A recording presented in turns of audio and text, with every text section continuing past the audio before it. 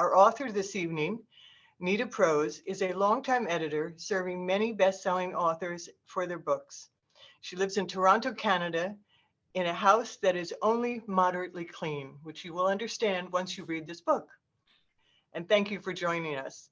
Ann Leary is a New York Times best-selling author of a memoir and 4 novels, including The Good House.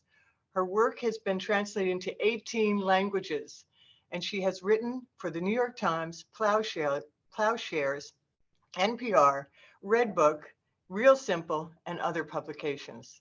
Her essay, Rallying to Keep the Game Alive, was adapted for a Prime Video television series, Modern Love. She lives with her husband in New York, and you can visit her at www.annleary.com. So I will turn it over to these talented ladies, and we'll get back for some questions at the end. Thank you, everyone.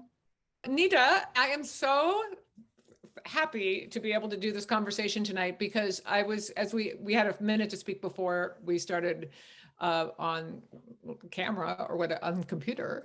And I said I would have wanted to meet with you just to chat about the book anyway. I loved it. Congratulations on the wonderful success of the book. And I understand there's a movie deal.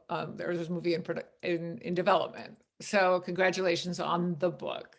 Thank you so very much. I'm just thrilled to be here and thrilled that we have this chance to talk, Ann. It's great.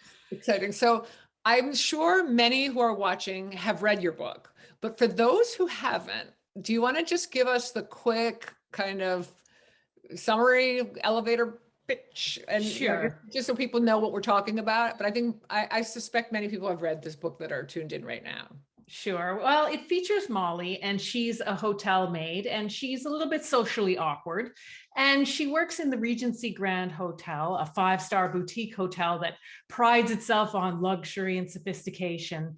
And one day she goes to work, and unfortunately, she discovers Mr. Black, the famous impresario and tycoon, very dead in his bed. And as the novel progresses, she becomes the lead suspect in his murder. So it is a whodunit, but it's also a novel about what it means to be the same as everyone else and yet entirely different. So, it's also a little different as a whodunit because the mystery can actually only be solved through community and through a journey of the heart.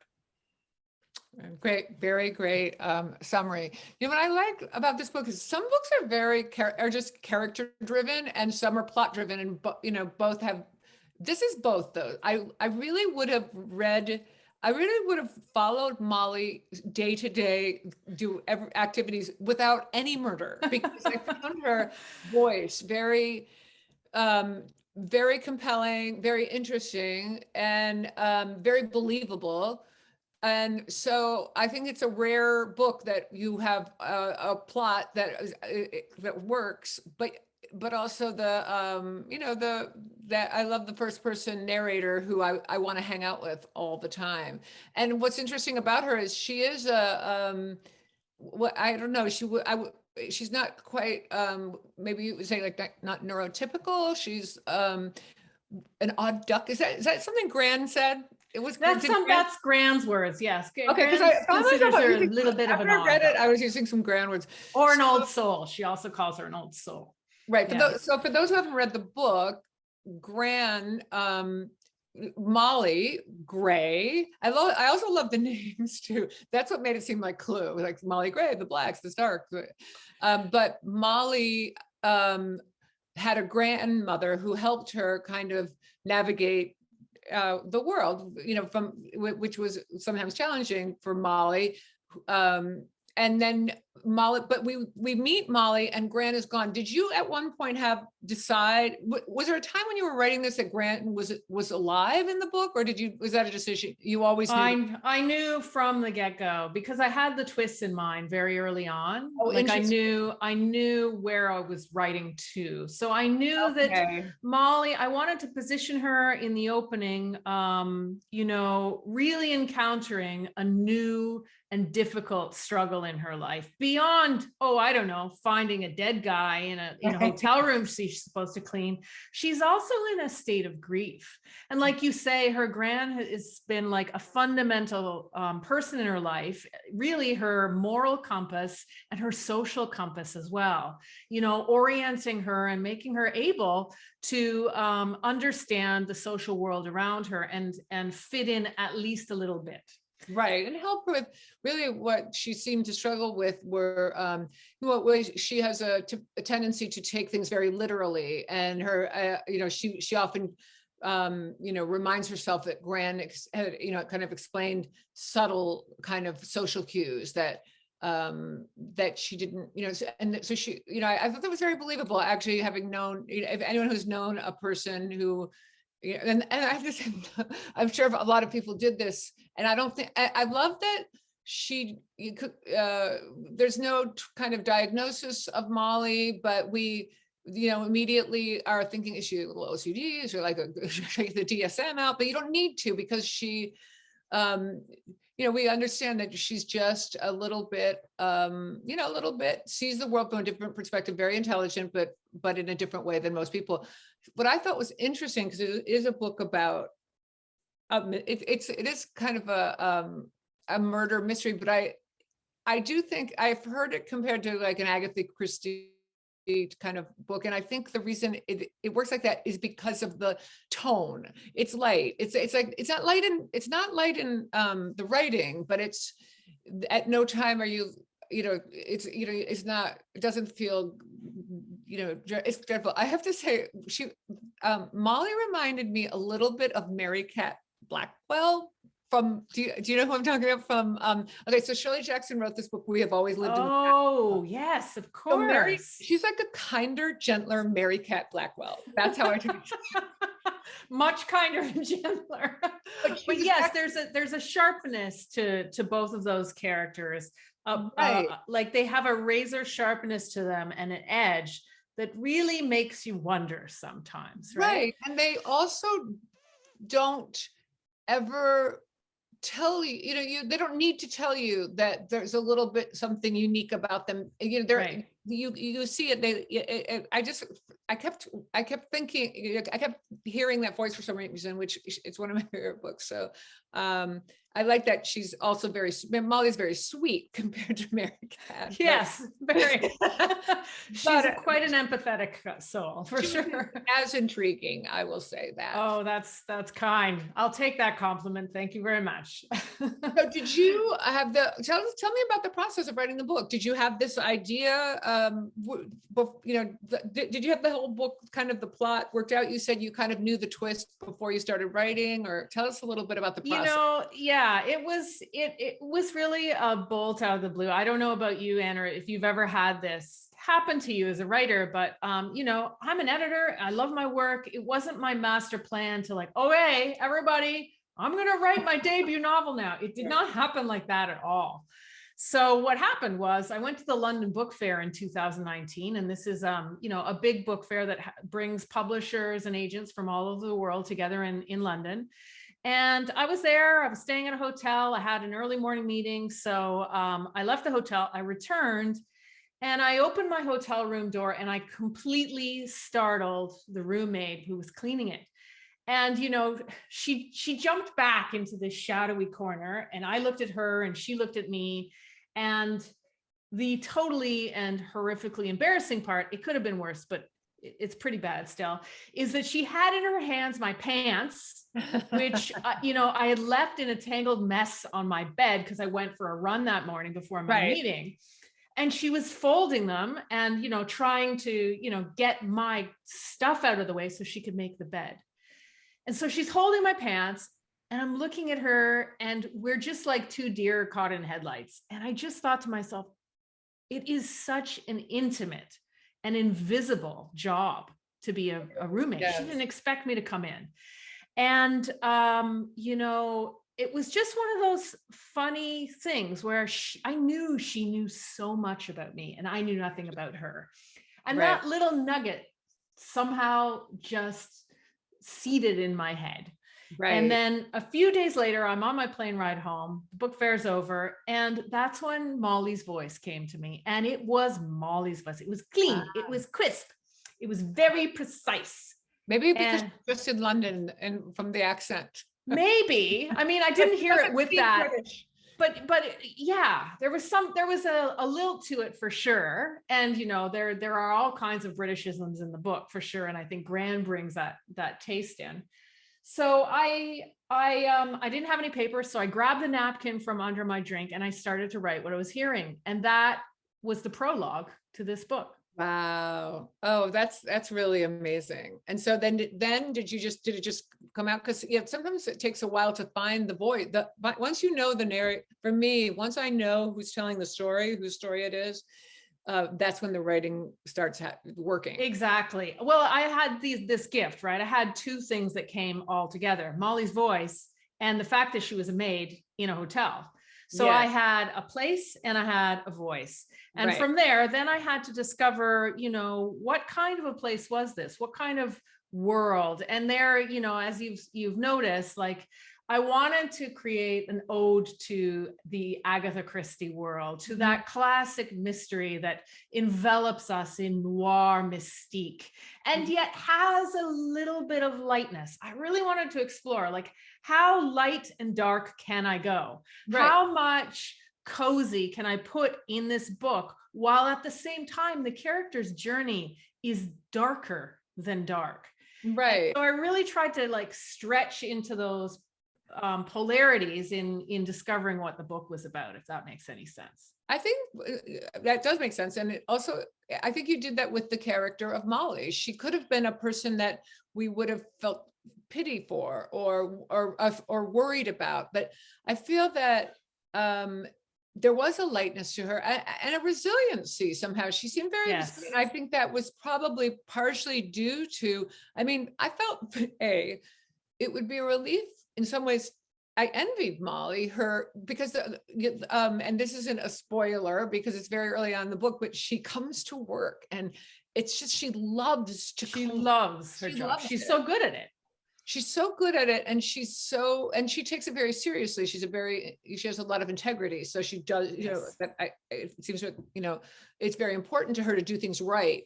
But I loved that, you know, just she loved the uniform. She loved everything about it. It made me want to, I wish I was a little bit like that. And then sometimes I felt that her, her little bit missing social cues, or not quite, you know, the interhuman interaction. I felt that too. Sometimes I envied that.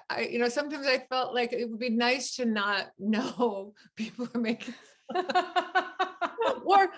she, you know, I thought there were points where she felt that, but she's so logical, you know. And I do know people who are a little bit like this, that they're very analytical. She's a very analytical person, so she processes emotions in a very analytical way, you know, and reflects a lot about her Gran. And also her employer helps her, I think, too. Remind me his name, Mr. Mr. Snow? Yes. So Mr. and Mrs. Black, she's Molly Gray, Mr. Snow. There's a Stark, Detective Stark. Yep. So I mean, you've pointed out that I you know, one of my, if I were going to create like a mental mood board for the Maid, it would certainly include Agatha Christie, as I've said. The film Knives Out for that. You know, that makes sense. Yeah, that kind of engine, and you know, a cast of characters that is really hyper real. And the board game Clue, you know, I wanted to see if I could do a whodunit where the reader is asking those same questions that we asked ourselves as kids when we were playing. You know, is it the bartender in the restaurant with a rope, or is it the maid with a pillow in the bedroom? And again, that was like, you know, as my little tribute to the Agatha Christie sort of world of the classic noir. It all happens in one place, and there's the upstairs, downstairs kind of thing. So what authors and books besides Agatha Christie, obviously, what were there other books that might have inspired this book, or just what, Definitely. obviously you work in publishing, you read books all the time, but what are some of your favorite books, or what books might have inspired this? One of the books that really moved me, and it was a very important book in publishing, was Eleanor Oliphant is Completely Fine by Gail Honeyman.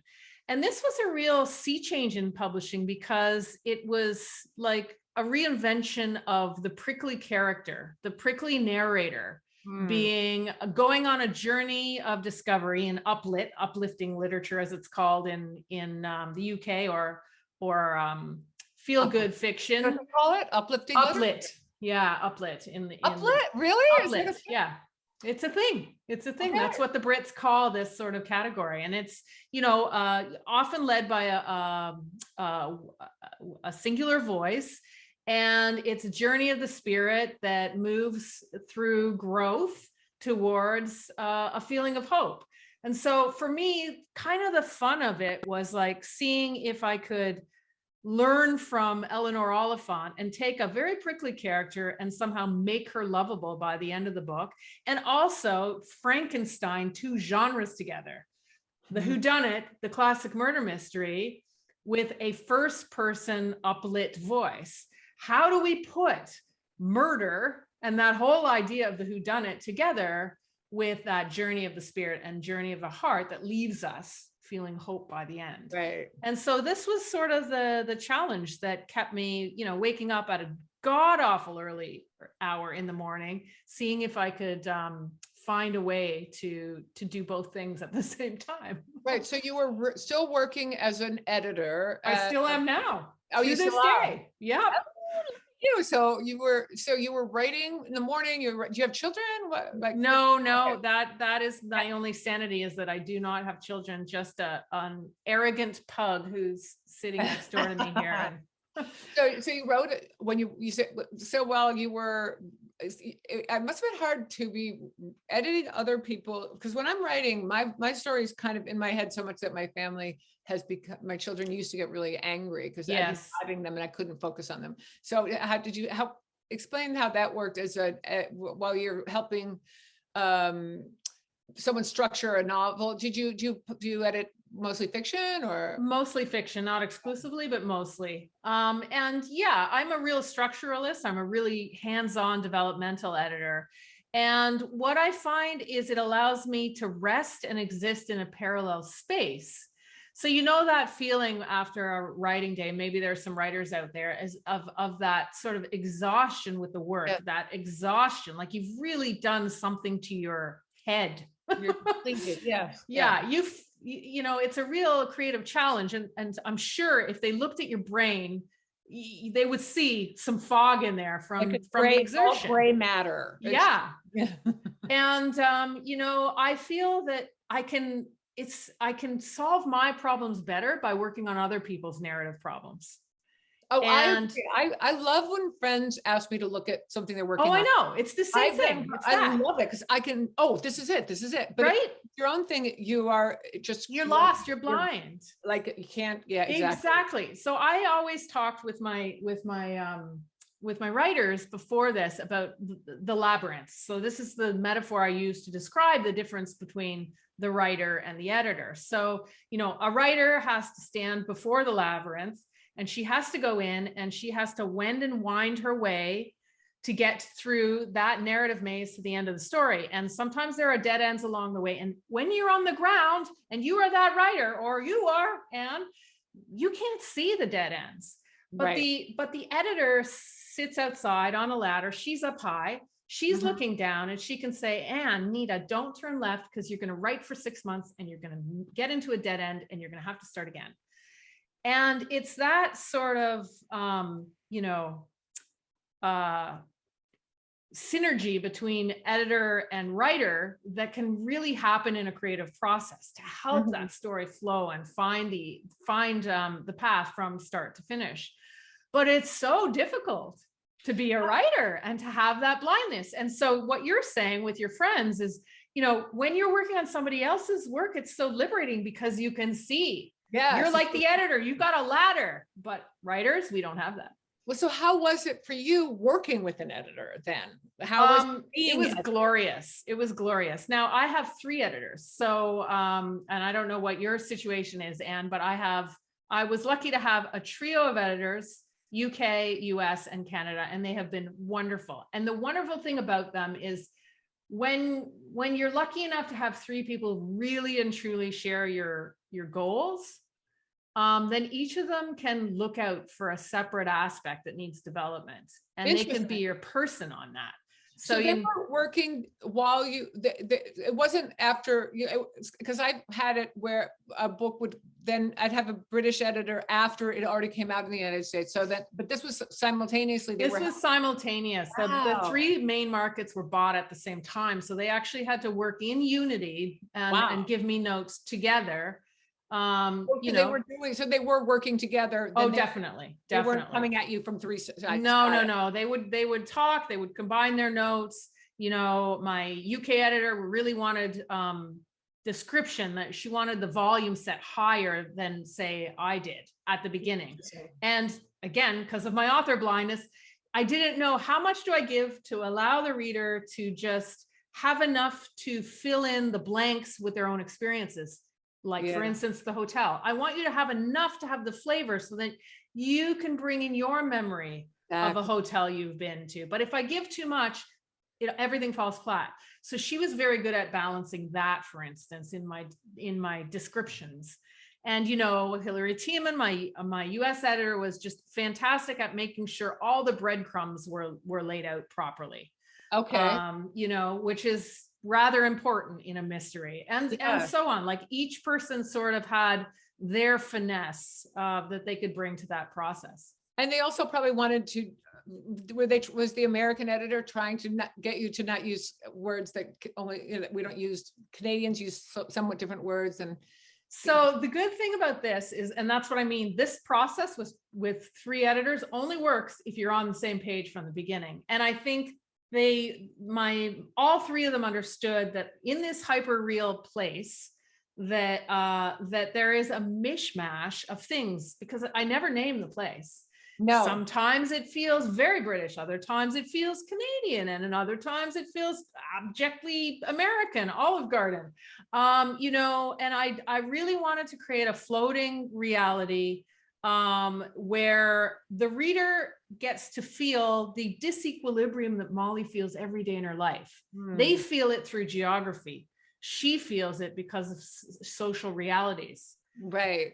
Yeah. I was interested that in the stuff that maybe more, and I don't know the right word, but I think it's the more neurotypical person might struggle with. You're right, with the physical world, you know, physically, she doesn't have it, you know, so she was more, she's not one to pick up on social cues, but she's very aware of even like minute differences, you know, changes in her environment, which I think is really interesting.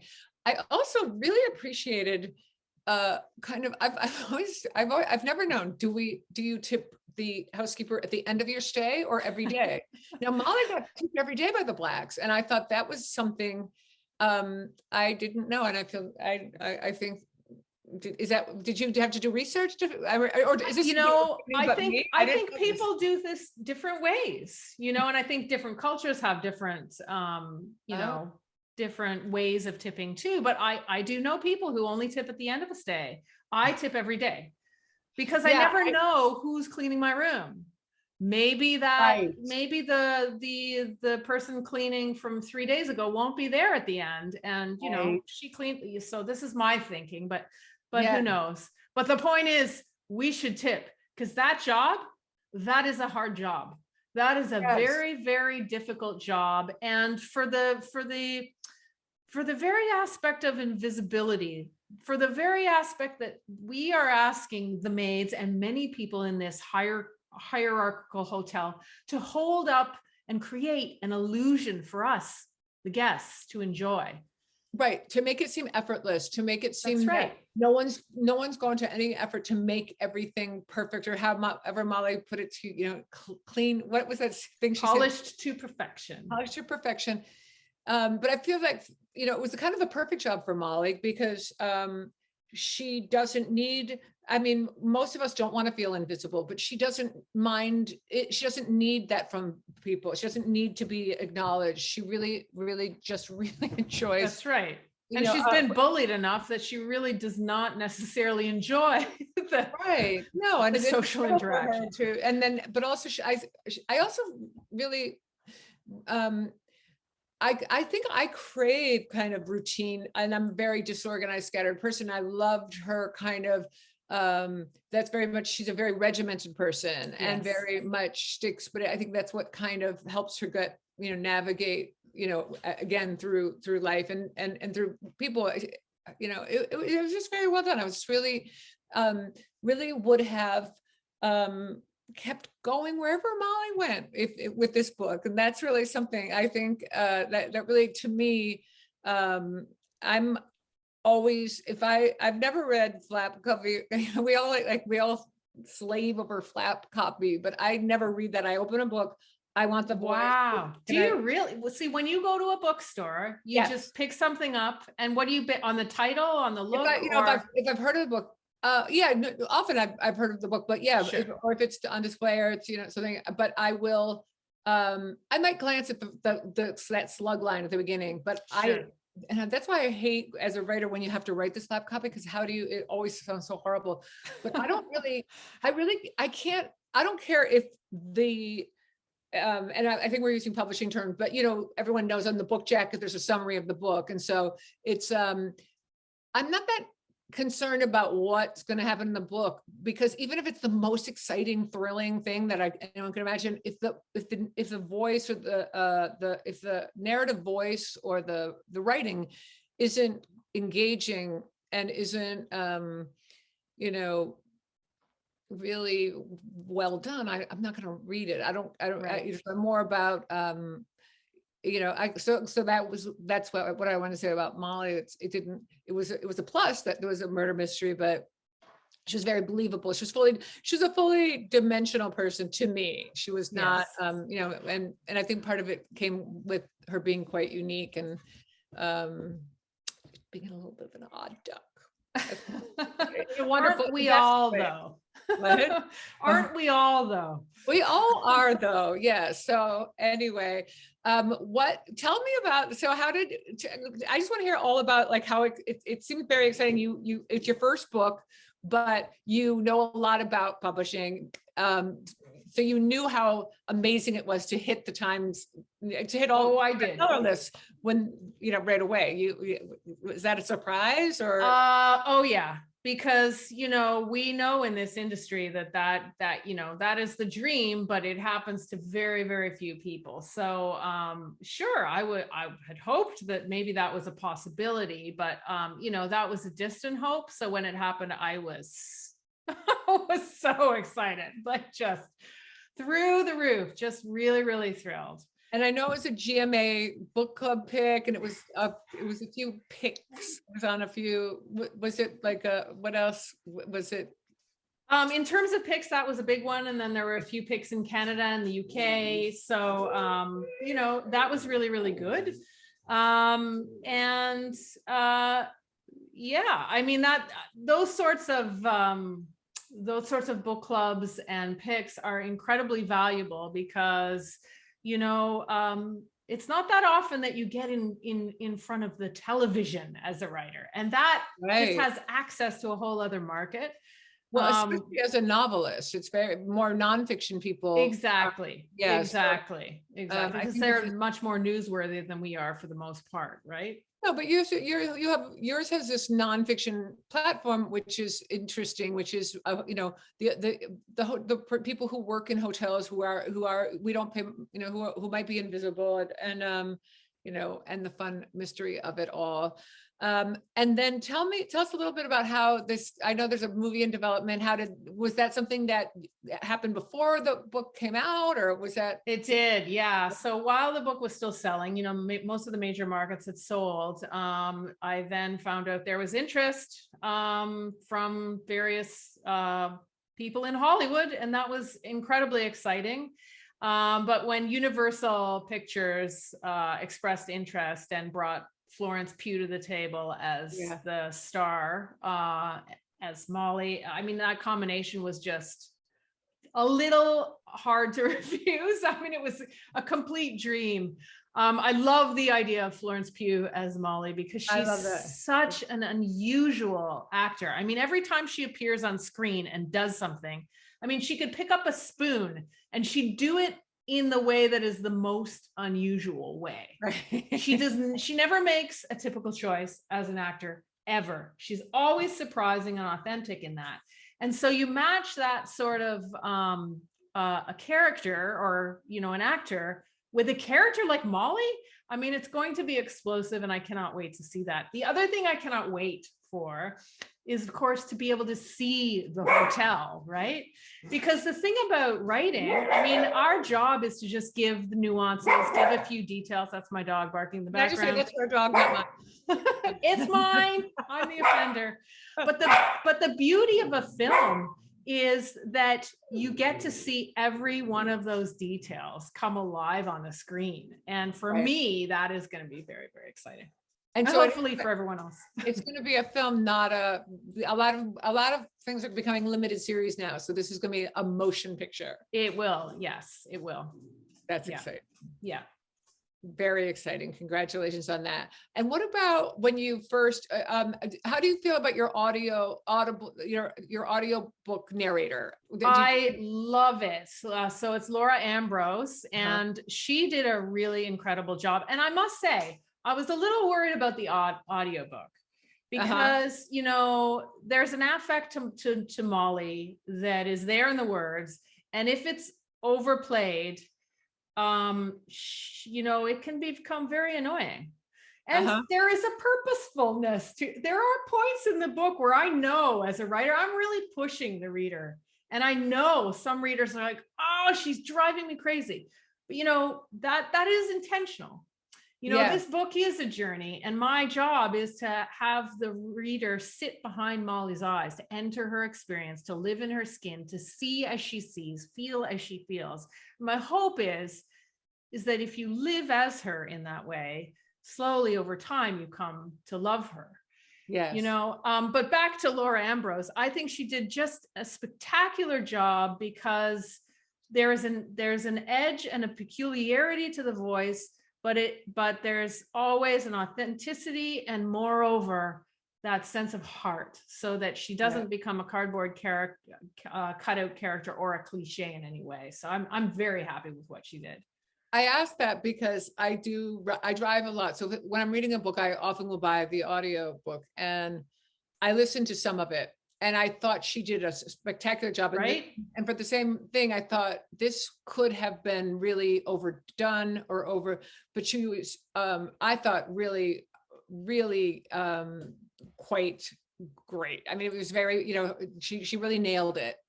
Yeah, and I agree. I'm glad that you felt that way. I've found it hard to listen to the audio books because, you know, everybody, when I'm writing, every single sentence has it pauses here. And so when you hear the person pausing at the other thing and having this other thing, it feels awkward, but then you have to remember every reader brings their own, is exactly. reading it. So that is the challenge for us, is when we're done and we give it to the reading public, we have to give it to the reading public. It's like, the book's not ours anymore. Really, because the reader does the other part of the job, which is bring their own personal kind of experience to it and what they take away from it. So, but I found, and so was it the same reader for all three North America and Great Britain, or was it? Yes.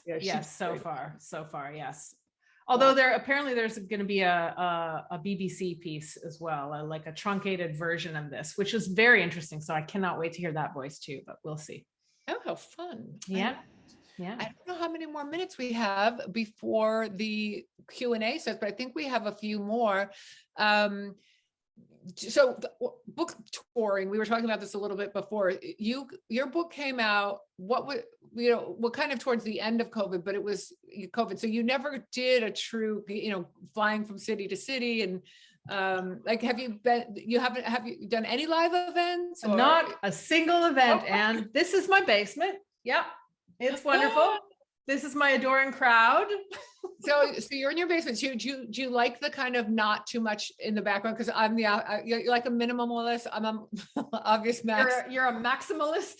To the Well, max. it's a lovely, lovely background. Well, Yeah, no, I just, I'm huddled in a little corner, and that's okay. Yeah, there's your book. That's all. There's you. That's all you need. Yeah. That's all you need. Will you be doing any live events? I do have Where some would they coming go up this summer. to meet you and have a book personally signed? Well, so far I don't have any in the US. So hopefully in the summer, things are going to open up a little bit more, and I will be able to go down to the US, and I certainly look forward to doing so. In Canada, which is where I live, I'm starting to do a couple events in the summer. It's so dependent on what happens next with our little world, and if we can all stay outdoors and indoors together, hopefully we can. But I am looking forward. I'm really looking forward to the experience of having a conversation like this in front of and with a crowd, which is a very different thing, right? It just occurred to me. So you've never sat and had somebody come and ask you to sign a book and then have a quick few words with them. Like that's amazing. Because your book is such a big book. I think it's really extraordinary that and I'm excited for you to have that experience. I only did that once because I was in the bookstore and somebody realized and wanted a book signed. That is the only time so far that has happened. Did you be shopping, or were you following them around and saying, please buy my book. Look, I'm the author. This if you buy it. That's what I would. So that must have been exciting that how did they recognize you from your author photo? Well, I happened to be standing by the stack of books and admiring them, and I think they figured it out. That's funny. Well, I think it'll be fun for you to interact with your readers. Yes. Do you enjoy that? I do enjoy it. The only time it sometimes is awkward is if it's a place where I'm from or I've lived, because I actually have this thing in social situations. It's like a social anxiety where even at a party, I forget everyone's names. If my sister came and talked to me, I sometimes would be like, what's your name again? So you're super anxious because you're at a book event, there's a lot of people, and then a person, I've had it happen where a person will come up and it's like somebody I went to high school with, and I know them and love them, and I can't think of their name. And then I'll say, well, who should I sign it for? And then they'll say, just me. And then I'm like, it's just the worst. That is absolutely horrible. That is the writer's equivalent of having like one of those nightmares where you go on stage and like, you're not wearing pants. Oh yeah, I've had that. It's that. Yeah. It's that is the writer's experience. Oh my goodness, I know you and I can't remember your name. And I have to sign your book. Actually will tell you the best thing to do is exactly I've honestly said, listen, I'm super anxious. If my sister walked up, I wouldn't come up with her name, and I love her more than anyone. What's your name? Yes. I think that's own it. That's completely fair. Yeah. So anyway, what are you working on now? Do you have another? Are you talking about it, or? Yeah. I mean, I'm talking about it elliptically, which I'm sure you will understand. So I am working on a few things. Huh? And I just haven't quite decided which thing is going to take up a whole lot of my time really, really soon. I'm very well aware that there are readers out there who would love more Molly. And I was wondering if you're thinking of doing another, like making more Molly mysteries. I'm certainly thinking about it, but if I do that, it's only because I've solved some massive creative problems, because I want to give the reader as much or more. I don't want to give them less. Right. So I will only do that if I feel like I can do it well. Otherwise, I will deliver something else that it will still be a very me book, because that I cannot change. Right. I think you can do it. I think I want more Molly. That's lovely. I could do Molly the musical. But I'm sorry. I'm kind of like a cushion I was sitting on. Dislodged. too bad Molly's not around to make things perfect in my She would plump it for you, you know. She would make it perfection. Yes. Okay, so now I'm trying to, I just don't want to run over people's chat time. How have you found these virtual events? Because I will be doing some myself. I've actually done this quite a bit over COVID, is be on this end of the conversation, but I will be on your end in a couple months when my book comes out. So I really love it. Yeah. You know, there's what I like about it is there's this kind of intimacy between the two people, the moderator and the writer, or two writers in this case. But that you feel the listeners. I can't see them. I know you're out there, everybody. But I also think it's just a wonderful way to open up conversations about books to people who might not be able to attend, you know, a reading that, you know, these things happen most often in urban centers. Sure. And not everybody lives in an urban center. Nobody can make it out to a place in the evening and so on. So I just think there's just an openness and an accessibility to these sorts of events that I think is really lovely for us as writers and for the general public. I mean, I go to them. I enjoy this. I love this. I love going to listen to writers. I do believe virtual author events are here to stay. I think it is a wonderful way to reach a broader audience. And yes, but I still think I'm looking forward to you. I just think there is something to being in front of a group of people who have read your book, and there's just something you know, about it, and that you'll see that I look forward to that. I really do. Do you think I should start on the musical and perform and sing? You might like come up with a couple of opening numbers. You could do a little soft shoe. I don't think I can, Anne. I think I will lose every reader out there. No, but you're super charismatic, so I think it'll be fun. But I think it's nice. It is nice to meet readers, and then sometimes I'm surprised by the people that read my books. That, you know, it's like yeah, that's true. Tell me about that. Tell me about that. Well, yeah, I mean, sometimes I'm just surprised. You know, like a young teenager, you know, or somebody who I wouldn't think would be a huge, you know. Yeah, me too. And I love that. I love that my assumptions about who reads my books are really challenged in the best ways by some of those readers. Have you done virtual book clubs? Because that's another thing that's kind of yes, I have. Which are you still doing really it? Or fun? Gotten out of control. No, I still do the odd one. You know, and it's awfully fun. There were a couple that had fully themed evenings in their virtual book clubs. So they had, you know, Olive Garden for dinner, and they, you know, all the raisin bran muffins for dessert. Strange, but true. And so on. So, you know, I love that sort of participatory factor that happens in a book club. And of course, copious amounts of wine, because what kind of a book club would it be? People get so drunk at these book clubs. So if a person is in a book club and wants you to zoom in, I was about to say Skype, did they go to your website? How would they do that? If you go to my website, and you'll find the contacts for my various publicists there, because I, at this point, cannot be left in charge of my scheduling. That is not going to work. Okay. They tell me where to go, and I do their bidding, but at this point I can't do it. So, but yes, the website is linked somehow on this. nitaprose.com, and you will find information there for my publicist, and we can see if we can find a time to meet virtually. Great. That is great. My book, The Good House, was about an alcoholic, and I couldn't believe how drunk people got in those days you'd Skype into book clubs, but one book club, they were so drunk that I ended up doing like washing my dishes. I would do it in the kitchen, and they had no idea. They were so out of it. They didn't even know I would. And I was like, I don't care. I'm like, I love that they all bought my book, and I love that they got their drink on, but you know. I love their approach to the method reading. You know, they had to get drunk in order to understand your character. No, but it's just that's what the fun of a book club is, I think. But I also, I've had to.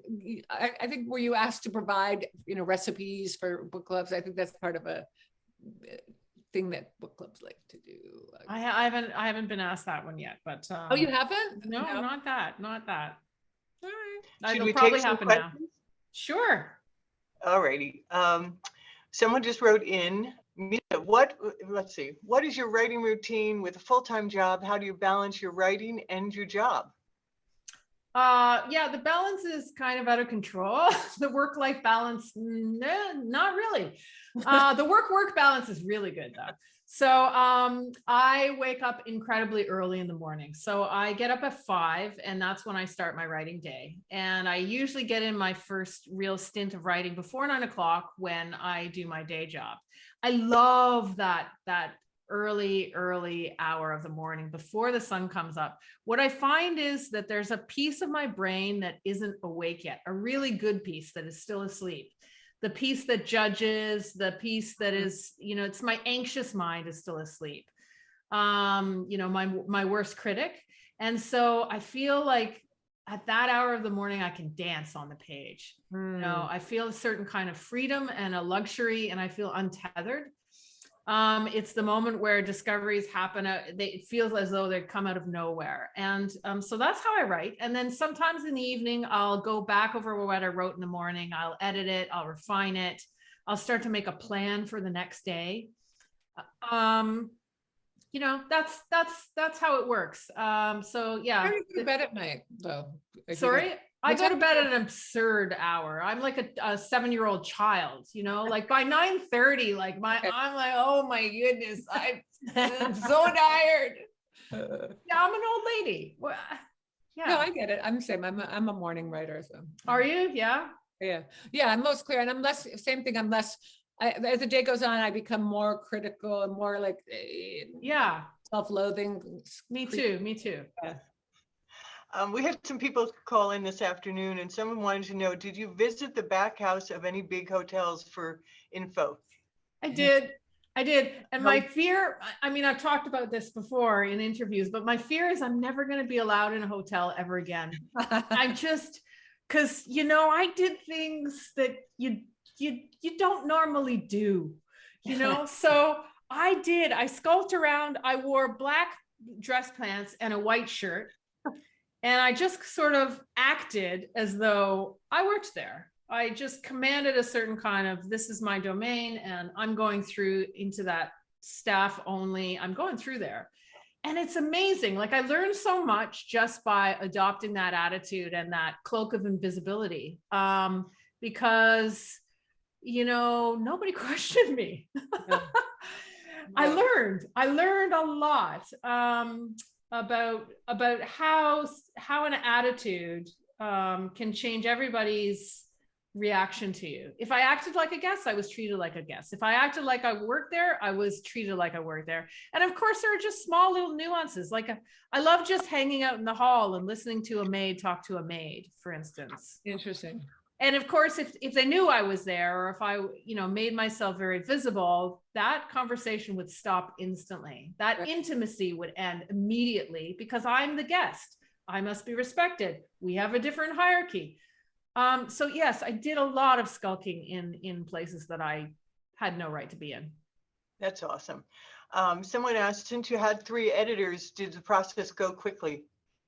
Oh, it went fairly quickly.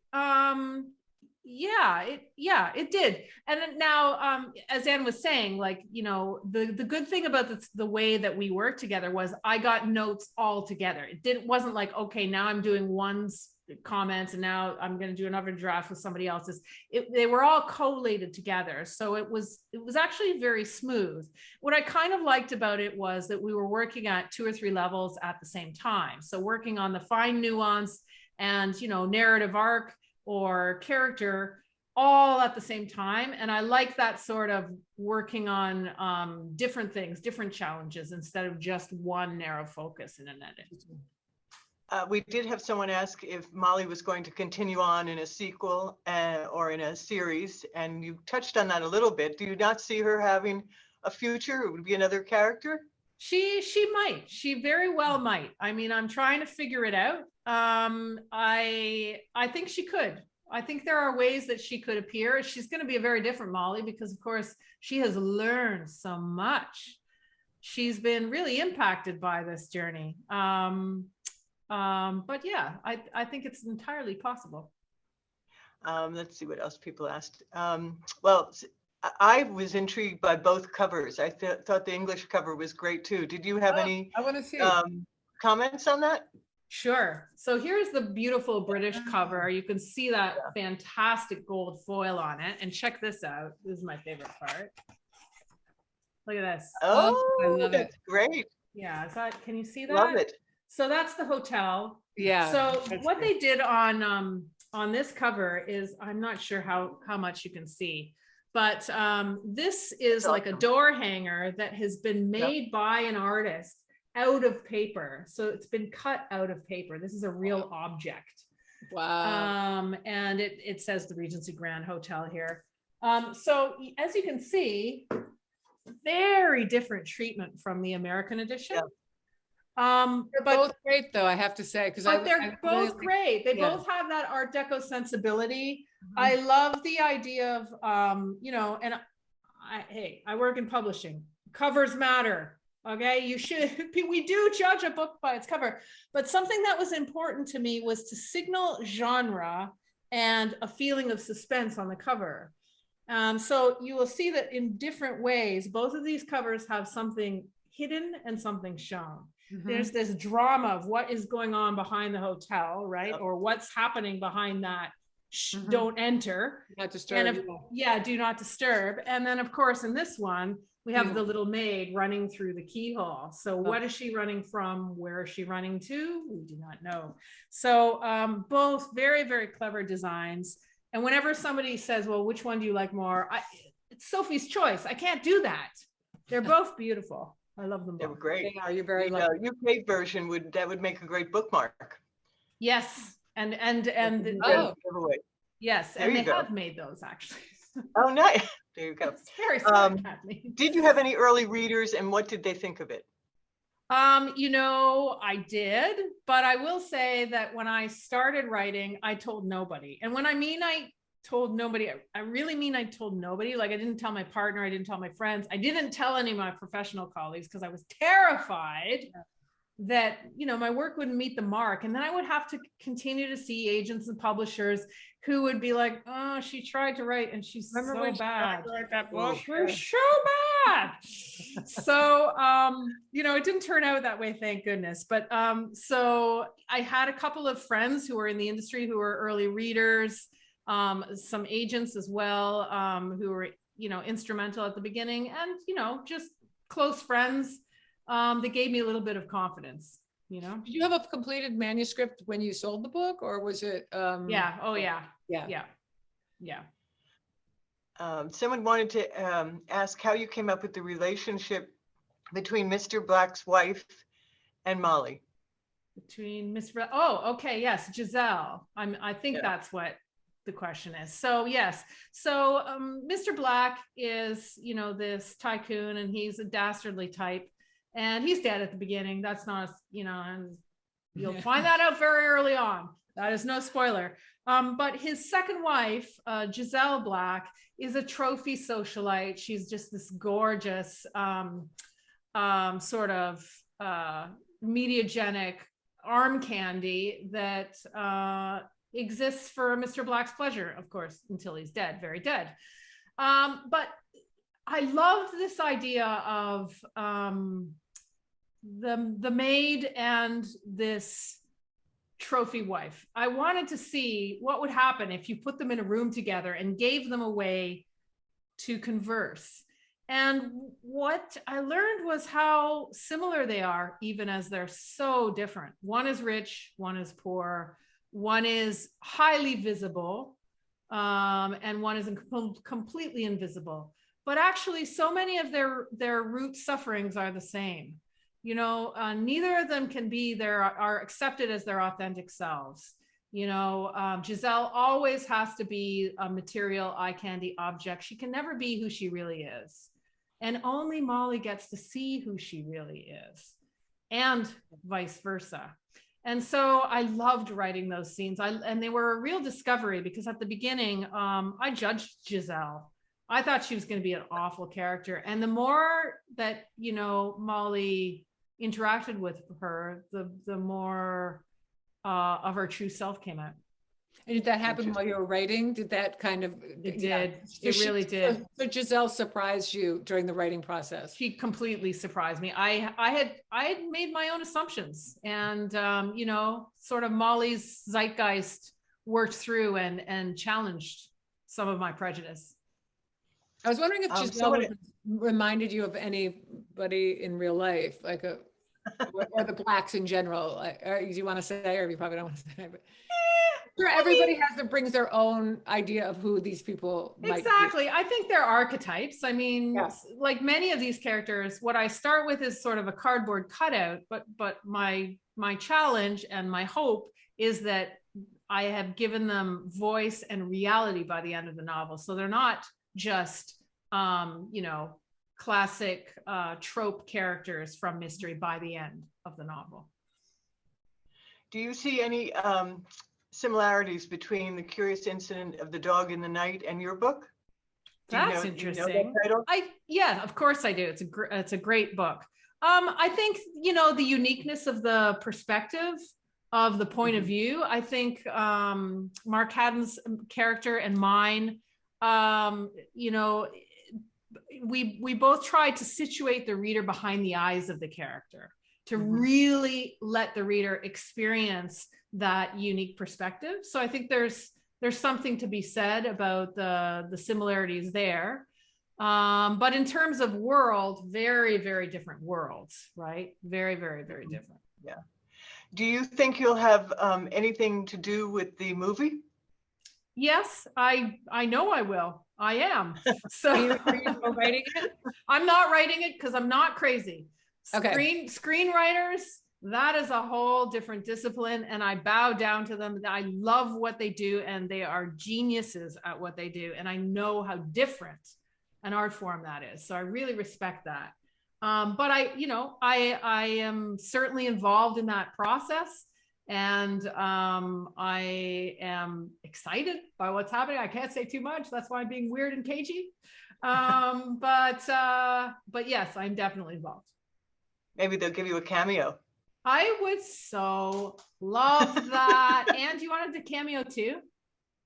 Yeah, put Ann in too. I did a cameo on the film version of The Good House, and it was mortifying. So. Why? Because I looked right in the camera, which is like all they say is like, don't look in the camera, and it's just, and they left it in. It's just awful. What did you we do can that have you for? walk through with your book. What was that? We can have you walk through with your book. I almost did that. It was so bad. And I actually know a lot of people in show business. I should know better, but I did not. So. Well, I'm glad you're telling me this, because I will definitely try not to do that. Don't look in the camera. I won't. I think we have, let's see, we have a couple more minutes. Someone asked if you modeled the grandmother on anyone real. Yeah, I did. Was it your own Gran? Gran, so Gran in so many ways is my mother. So my mom died quite a few years ago now, and my mom was different from Gran because she's so exuberant, so expressive, and Gran is sedate and like sort of much more contained, but very much like my mother, fiercely protective, unconditionally loving. Just you know, an ideal matriarch in so many ways. And I was so blessed to have a mother who was just guided. It was just the way she was. She didn't tell me what to do. She just did. And somehow in her just doing, I learned how to just do too. And, you know, I think I obviously didn't do this consciously, but I think in creating Gran, I kind of wanted to give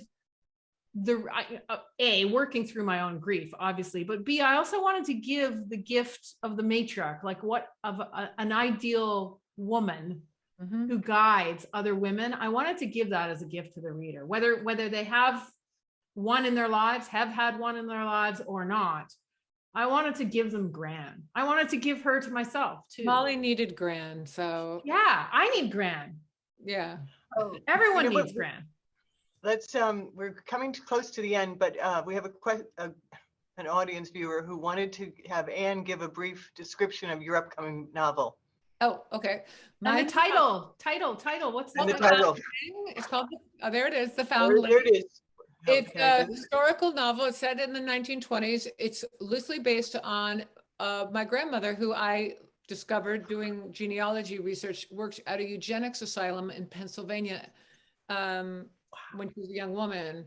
And I went down a rabbit hole and I researched this book for years, and I still am fascinated by the eugenics movement. But it's basically about it's a novel. It's not, but it's based, loosely based on my grandmother. But it's about two young women. They were raised in the same orphan asylum, as they called them in those days, and then they meet again later at a different kind of asylum. One is an inmate, as they called them at those days, and the other is works there as a secretary. My grandmother worked at the place as a secretary. But anyway, it was very much about the place where my grandmother worked was called the Laurelton State Village for Feeble-Minded Women of Childbearing Age. It was to keep women from having children. That's all. Yeah. Bad girls. It was really a fascinating. So anyway, it's coming out. Hope people like it. Yeah, it sounds fascinating. I'm sorry I don't have any copies of Nita's book because they're all out. There's not one in the Keep them library. in. I know. You have to be satisfied with a piece of paper, but the cover for Ann's book is great and it sounds really interesting. So I hope people will go out and pick it up. Maybe we can have you come live one of these I days. would love to. You're not that far Yeah. away. I love your I know. library. I've been there before. It's quite beautiful. Oh, So good, I'm happy good. to come. I'd love to come, actually. Well, ladies, thank you so much for spending this hour with us. I know we had a wonderful time. I know I had a great time once the computer started working properly, and we look forward to your future books. Great. And it was great to meet you both. And thank you. Likewise. Thank you so much, everyone. Kathleen. Can't wait for the movie. Bye, everyone. Bye-bye. Have a good evening.